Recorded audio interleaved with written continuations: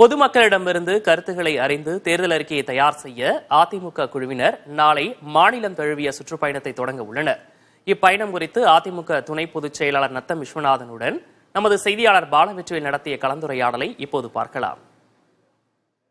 முதல் முறையா அதிமுக தேர்தல் அறிக்கை தயாரிக்கிறதுக்காக மண்டல வாரியாக சுற்றுப்பயணம் மேற்கொண்டு கருத்துக்கள் பெறப்படுது. எதுக்காக இந்த மாதிரி ஒரு முயற்சி எடுத்திருக்கீங்க? இதுக்கு முன்னாடி ஜெயலலிதா இருக்கும்போது கூட இந்த மாதிரி எல்லாம் திட்டங்கள் எடுத்ததில்லை. ஆனா ஏன் களத்துக்கு சென்று கருத்துக்கள் பெறது, அதோட அவசியம் என்ன? நம்ம உட்கார்ந்த இடத்துல இருந்துகிட்டு நம்மளே கருத்துக்களை திணிக்கிறதை காட்டிலேயே பொதுமக்களுடைய என்ன விருப்பம் இருக்கு, அவங்க விருப்பம் அறிந்து அது பொது அமைப்பு வெளி பொது களத்தில் செயல்படுகின்ற பொதுநல அமைப்புகள், அதாவது சிறுதொழில் முன்னேற்ற சங்கம், அதே மாதிரி விவசாயிகள் சங்கம், மாணவர்கள் சங்கம், அது இந்த பொது அமைப்புகள், இந்த எல்லா அமைப்புகளும் அவங்களுக்கு ஒரு கோரிக்கை, அந்த கோரிக்கை இருக்கும்.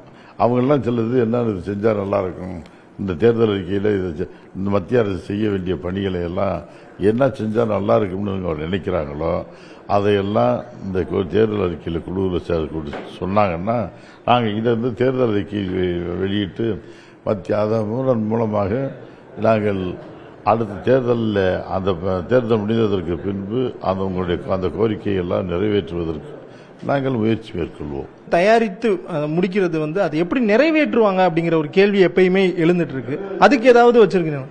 நிறைவேற்றுவது ஆட்சியாளர், யார் ஆட்சி, ஒவ்வொரு கட்சியும் தேர்தல் அறிக்கையை தயார் பண்றாங்கன்னா அவங்களே நாங்கள் ஆட்சிக்கு வந்தால் தேர்தல் அறிக்கையை நிறைவேற்றுவோம்னு அவங்க சொல்லுவாங்க. நம்ம தேர்தல் அறிக்கை நம்ம தேர்தல் ஆட்சிக்கு வருவதற்குரிய நாம் சொல்றோம், ஆட்சிக்கு வந்தால் செய்கிறோம்னு சொல்லலை. நம்ம என்ன சொல்றோம்னா யார் ஆட்சிக்கு வருகிறார்களோ அந்த கட்சி மத்திய அரசை நாங்கள் எவ்வளவு வற்புறுத்துவோம். மக்களுடைய பிரச்சனை, நம்ம தேர்தல் அறிக்கையில் குறிப்பிட்டிருக்கிற விஷயங்களை நிறைவேற்றுவதற்கு நம்ம ஒரு அழுத்தம் கொடுப்போம். அதன் மூலமாக அந்த கோரிக்கையை நிறைவேற்றுவதற்கு வாய்ப்பு இருக்கு. உங்களுடைய கலந்துரையாடலுக்கு மிக்க நன்றி. புதிய தலைமுறைக்காக ஒளிப்பதிவாளர் விஜயுடன் செய்தியாளர் பாலவெற்றிவேல்.